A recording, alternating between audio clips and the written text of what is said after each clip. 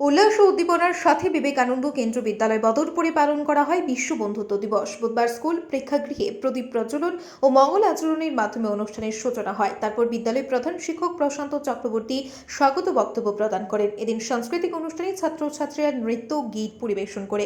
অনুষ্ঠানে বিশেষ আকর্ষণের মধ্যে অভিভাবকদের জন্য এক কুইজ প্রতিযোগিতার আয়োজন করা হয়।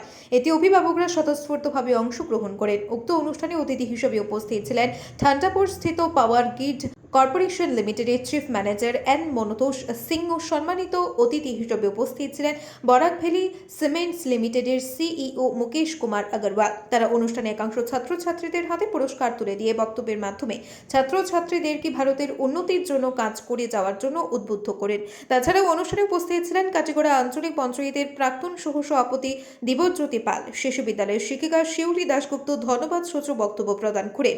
শান্তি পাঠের মাধ্যমে অনুষ্ঠান সমাপ্ত হয়। সুধীর দর্শক, আপনারা আমাদের আজকের বরাক ইউটিউব সাবস্ক্রাইব এবং ফেসবুকে ফলো করতে ভুলবেন না কিন্তু।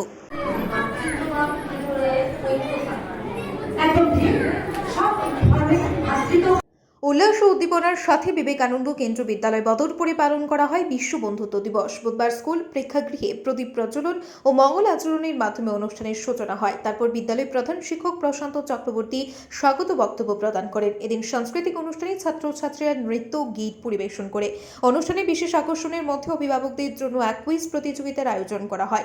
এতে অভিভাবকরা স্বতঃস্ফূর্তভাবে অংশগ্রহণ করেন। উক্ত অনুষ্ঠানে অতিথি হিসেবে উপস্থিত ছিলেন ঠান্ডাপুর স্থিত পাওয়ার গ্রিড কর্পোরেশন লিমিটেডের চিফ ম্যানেজার এন মনতোষ সিংহ। সম্মানিত অতিথি হিসেবে উপস্থিত ছিলেন বরাক ভ্যালি সিমেন্টস লিমিটেডের সিইও মুকেশ কুমার আগরওয়াল। তারা অনুষ্ঠানে একাংশ ছাত্রছাত্রীদের হাতে পুরস্কার তুলে দিয়ে বক্তব্যের মাধ্যমে ছাত্রছাত্রীদেরকে ভারতের উন্নতির জন্য কাজ করে যাওয়ার জন্য উদ্বুদ্ধ করেন। তাছাড়াও অনুষ্ঠানে উপস্থিত ছিলেন কাটিগড়া আঞ্চলিক পঞ্চায়েতের প্রাক্তন সহসভাপতি দিব্যজ্যোতি পাল। শিশু বিদ্যালয়ের শিক্ষিকা শিউলি দাশগুপ্ত ধন্যবাদ সূচক বক্তব্য প্রদান করেন।